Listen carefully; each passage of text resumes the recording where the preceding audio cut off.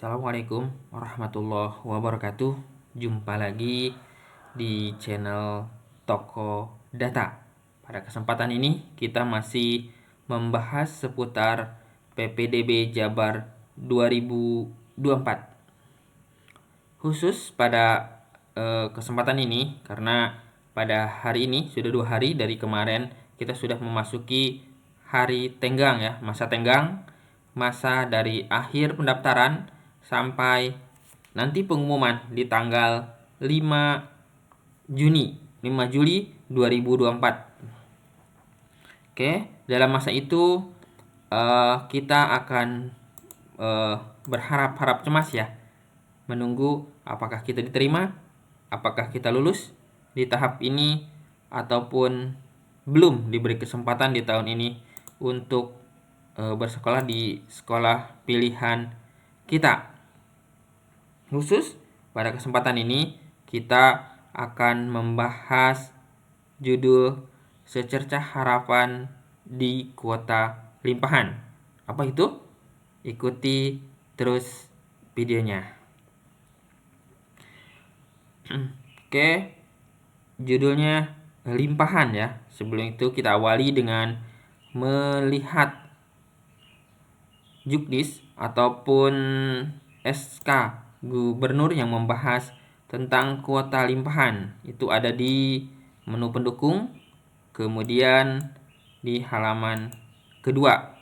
Ini nomor 20. Salinan Peraturan Gubernur nomor 9 tahun 2024. Silahkan diunduh.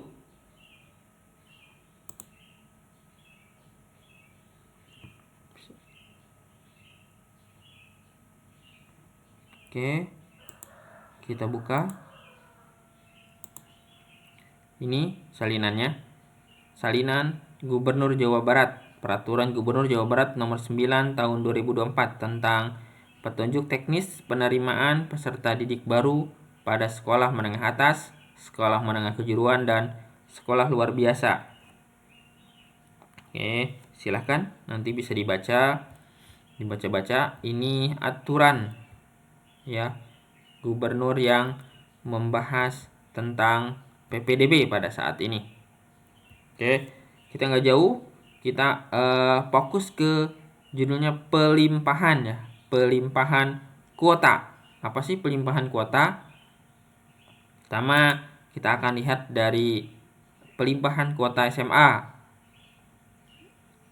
Jika kuota masing-masing jalur tidak dapat dipenuhi, maka sisa kuota dapat dialihkan kepada jalur lain pada tahap yang sama atau tahap berikutnya dengan ketentuan urutan sebagai berikut.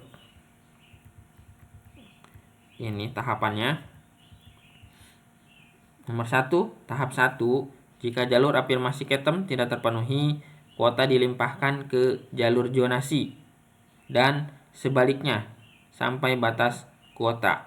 Dan jika hasil pelimpahan jalur afirmasi ketem tidak terpenuhi, kuota limpahan dilimpahkan ke jalur zonasi dan sebaliknya masih terdapat sisa kuota tidak terpenuhi, kuota dilimpahkan ke pada tahap 2 pada jalur nilai rapot. Nah, ini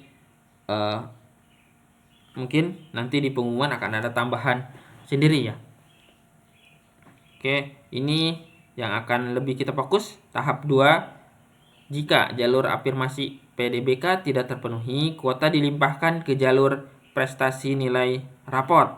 Nah, poin 1, pelimpahan timbal balik antara kuota jalur perpindahan tugas orang tua atau wali ke anak guru sehingga batas kuota. Nah, ini antar ini ya, karena ini satu poin.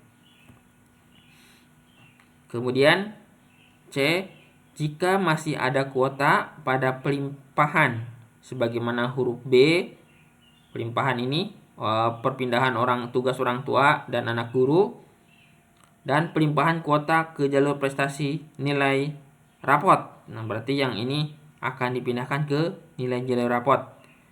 D, jika jalur prestasi kejuaraan tidak terpenuhi, kuota dilimpahkan ke jalur prestasi nilai rapot. Nanti jadi intinya semuanya akan dilimpahkan ke prestasi nilai rapot. Oke, itu untuk yang SMA. Berikutnya pelimpahan kuota SMK. Dalam hal kuota masing-masing jalur tidak dapat dipenuhi, maka sisa kuota dapat dialihkan pada jalur lain dengan ketentuan hampir sama dengan yang tadi. Ini tahap 1, kuota jalur afirmasi ketem dan jalur prioritas terdekat sehingga batas kuota. Jika kedua jalur afirmasi ketem dan jalur prioritas terdekat tidak terpenuhi, kuota dialihkan ke jalur prestasi nilai rapot pada tahap kedua. Jadi intinya tetap ke nilai rapot. Kemudian tahap 2, pelimpahan timbal balik antara kuota jalur afirmasi PDBK dengan jalur perpindahan orang tua wali atau anak guru jika kuota hasil sebagaimana pelimpahan timbal balik antara kuota jalur PDBK dengan jalur perpindahan orang tua atau wali dengan anak guru tidak terpenuhi, kuota dilimpahkan ke jalur nilai rapot. Kemudian bagian C, pelimpahan timbal balik antara jalur perpindahan tugas orang tua wali dengan anak guru. D, jika kuota hasil pelimpahan timbal balik antara jalur perpindahan tugas orang tua atau wali dengan anak guru tidak terpenuhi, kuota dilimpahkan ke jalur prestasi nilai rapot. Jika kuota jalur prestasi kejuaraan tidak terpenuhi, kuota dilimpahkan ke jalur prestasi nilai rapot. Jadi semuanya akan dilimpahkan ke nilai rapot. Itu peraturan gubernurnya yang membahas tentang pelimpahan. Nah, bagaimana kita bisa melihat itu? Kita mulai ambil contoh.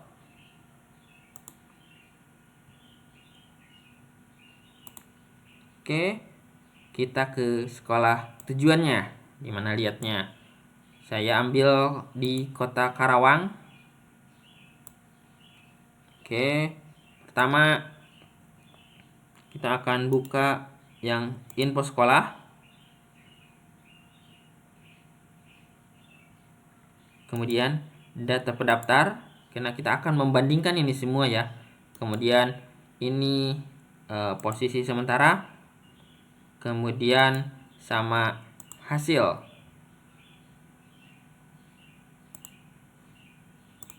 Oke, mulai dari informasi sekolah atau info sekolah. Kita ambil yang SMA, kemudian kotanya Karawang, kemudian pilih negeri. Oke, saya ambil contoh SMAN 1 Karawang karena ini SMA terfavorit di Kota Karawang. Kita lihat kuotanya. Nah, ini kuotanya ya. Kuotanya ketem 14, kemudian perpindahan orang tua 18, prestasi rapot 25, kemudian PDBK 18, prioritas kejuaraan 65, kemudian zonasi 220, totalnya 360. Oke, ini kita simpan. Berikutnya kita lihat di info pendaftar ya, berapa jumlah pendaftar. Jadi kuota-kuota ini apakah sudah terpenuhi atau belum. Di kuota pendaftar kita pilih Kota Karawang sama, karena kita akan pilih sekolah yang sama, yaitu SMA N1 Karawang. Kita lihat yang pertama jalur ketem ini 14, misalkan jalur ketem nih 14. Di sini jumlah pendaftar ada 2 halaman, berarti ini ada 13 ya. Nah, ini akan ada kelimpahan akan ada 1 kuota.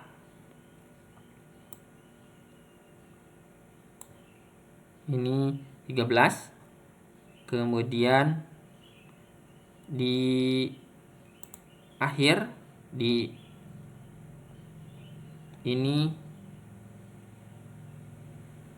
hasil seleksi ya, karena ketem sudah ada di tahap 1, berarti kita bisa lihat hasil seleksinya. SMAN nomor 4 jalur ketem. Sini terdapat 2 halaman, ada 14 ya, berarti ada yang masuk 1 dari dimungkinkan ini yang pilihan kedua, ataupun ada yang masuk di akhir. Karena ini sudah terpenuhi 14, itu artinya kuota 14 ini sudah terpakai semua. Nah, yang apa yang akan jadi limpahan, kita lebih fokus ke yang ini, PDBK ya. PDBK ini peserta didik berkebutuhan khusus, karena ini agak jarang diambil di setiap sekolah. Kita lihat di SMA N1 Karawang, ini kuotanya 18. Kemudian kita ke menu info pendaftar PDBK. Nah, ini PDBK cuma ada 1 halaman dan jumlahnya cuma ada 4. Jadi cuma 4 yang mendaftar di jalur PDBK untuk SMAN 1 Karawang. Bagaimana?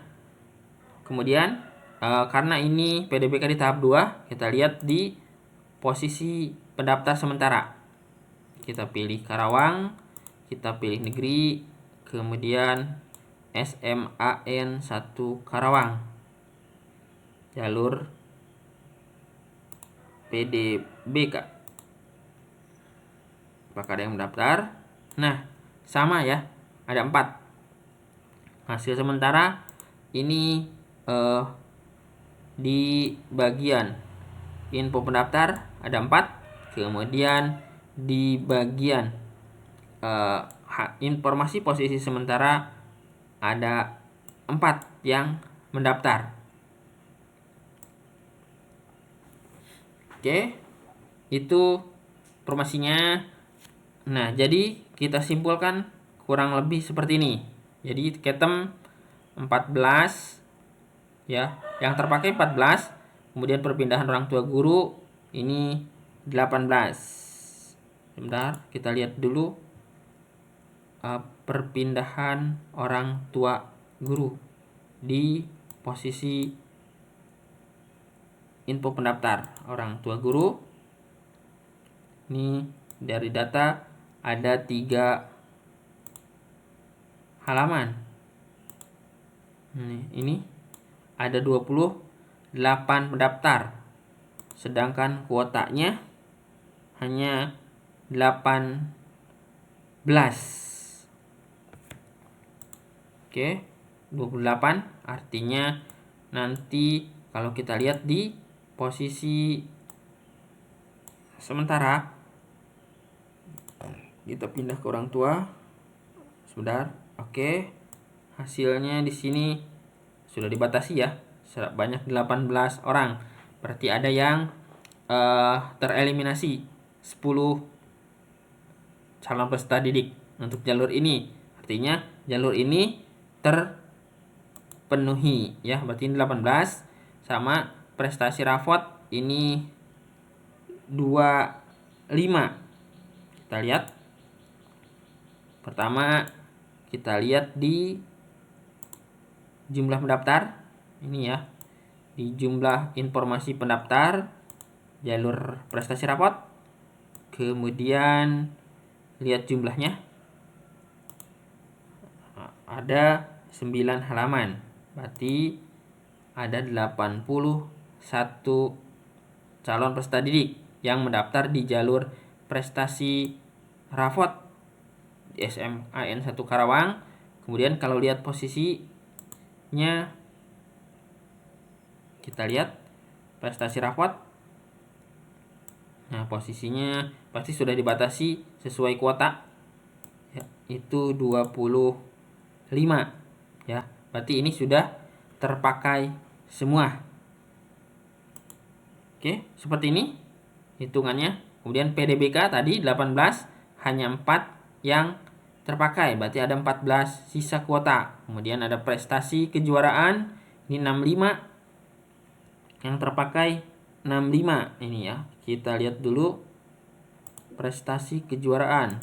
Di sini pendaftar sementara prestasi kejuaraan. Kita lihat ada 88 per hari ini ya. Masih karena verifikasi masih tetap berjalan, per hari ini 88. Sedangkan di kuota sendiri 65, berarti sudah terpenuhi. Kita lihat di posisi sementara kejuaraan. Start, lagi loading. Belum terupload ya, belum tertampilkan di sini. Tapi dari sini kita sudah tahu ada 88 yang mendaftar di jalur prestasi kejuaraan. Untuk jadi dimungkinkan semua kuota sebanyak 65 itu sudah habis terpakai. Jadi kalau dibikin hitung-hitungan kurang lebih seperti ini. Jadi ketem 14 kuota sudah terpakai 14. Perpindahan orang tua atau anak guru sudah terpakai 18.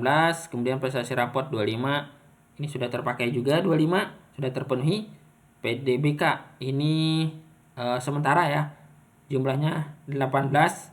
Kemudian sudah yang mendaftar hanya 4, berarti ada 14 sisa. Nah, sesuai peraturan gubernur tadi bahwa makanya atau 14 ini nanti akan dialihkan ke prestasi nilai rapot. Berarti di sini nanti akan bertambah 14. Itu untuk gambaran secerca harapan bertambahnya 14 kuota untuk prestasi nilai rapot. Oke, semoga membantu. Berikutnya kita akan yang melihat yang SMK. Sama, kita mulai ke posisi sementara. Masuk ke wilayahnya, saya ambil yang SM masih di Karawang. Kemudian kita akan lihat pertama, lihat kuota sekolah. Kemudian posisi pendaftar sama posisi sementara. Oke, pada menu info sekolah kita akan lihat kuotanya. Saya pilih Kota Karawang, kemudian sekolah negeri. Saya cari SMK ya, SMK di Kota Karawang.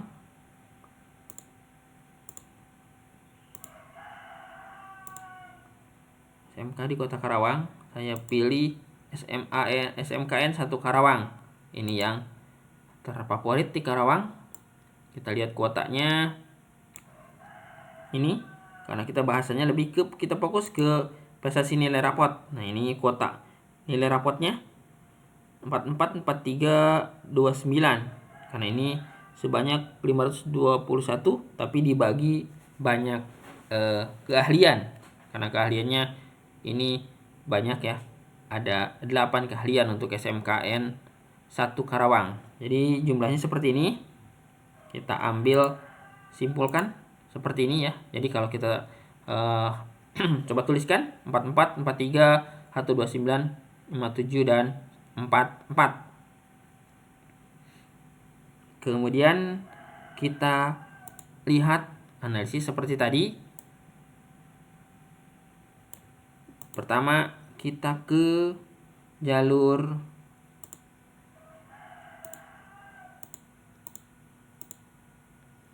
pilih sekolahnya dulu. Yang satu ada di halaman 2, nomor terakhir. pilih jalurnya, kita lihat PDBK ya, di info pendaftar. Apakah ada yang mendaftar? Misalkan jurus elektronika. Ini tidak ada yang mendaftar. Kemudian jurusan mesin juga tidak ada. Kemudian jurusan ketenaga listrikan juga tidak ada. Ini, nah ada. Ini pengembangan perangkat lunak. Ada 1 orang. Kemudian ini pengelasan tidak ada. Oke. Kalau kita tuliskan berarti sini ya kuota PDBK. Tadi jaringan komputer ini ada 1 ya. Nanti di sini berarti berkurang 1. Di sini terpakai 1. Nanti ini berarti berkurang ya. Ini terpakai 1 berarti ini PDBK-nya 6. Kemudian kita lihat di info sementara SMK, kemudian SMA 2 Karawang, negeri SMKN 1 Karawang. Kita lihat di posisi PDBK. Tadi di perangkat ya, ini perangkat lunak ya, Marvel di perangkat lunak. Oke, itu kita kumpulkan kuota PDBK-nya. Kemudian kenapa di sini kuota rapot? Karena untuk kuota rapot di posisi sementara ini semua bukan hampir, pasti sudah terpenuhi. Ya, ini sudah ada 5 halaman 43 untuk nilai rapot, sedangkan kuotanya sendiri itu elektronika 43 ya. Ini sudah terpenuhi karena bahkan pendaftar ya. Pendaftar itu pun di jalur rapot ambil jurusannya elektronika ini sudah 12 halaman 101 pendaftar. Kemudian sebanyak 43 yang masuk posisi sementara, sedangkan kuotanya sendiri 43 ya, artinya sudah bakalan lebih. Nah, harapan dari kita itu seperti ini. Jadi kemungkinan disimpulkan seperti ini.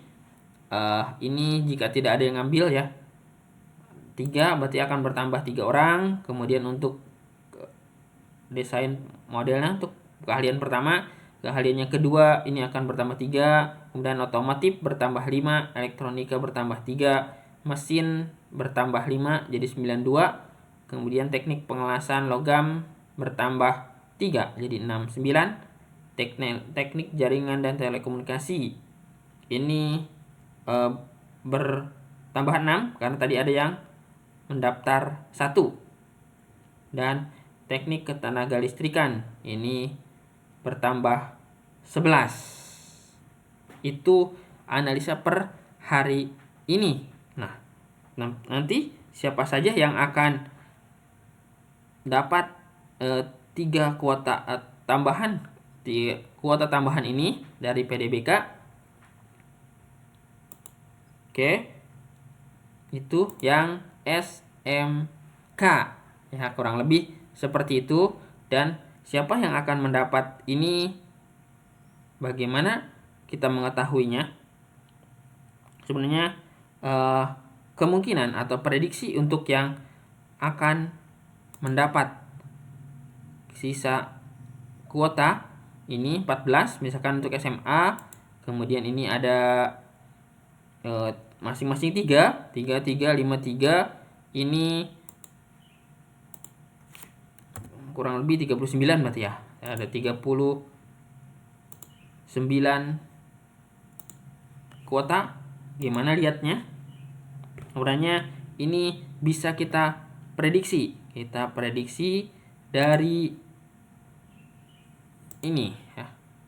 Dari informasi pendaftar. Ini kalau prestasi rapotnya DSM AN1 Karawang sebanyak 9 halaman pendaftarnya. 81 ya, 81. Kemudian kuota tambahannya 14. Nah, siapa saja yang 14? Sebenarnya kalian bisa lihat di channel Toko Data yang ini ya. Ini yang saya prediksi, membuat prediksi untuk tahap 1, tapi ini bisa berguna juga untuk tahap 2. Yang ini ya, yang ini silahkan ditonton yang ini, kemudian coba untuk dihitung apakah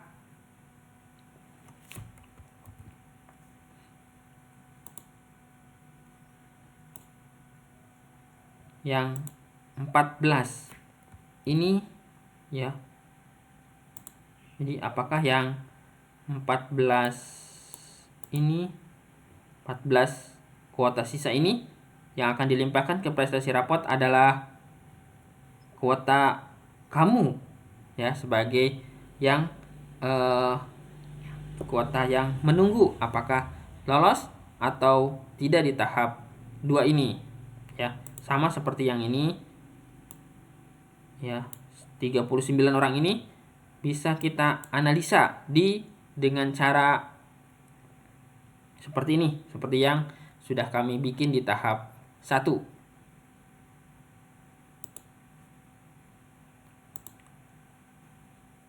Oke, itu saja yang dapat dibagi untuk kesempatan ini. Semoga bisa bermanfaat. Tidak lupa selalu dukung channel ini agar terus bisa memberikan informasi yang terbaik seputar PPDB Jabar 2024. Terima kasih. Assalamualaikum. Salam pendidikan. Salam sukses kita semua.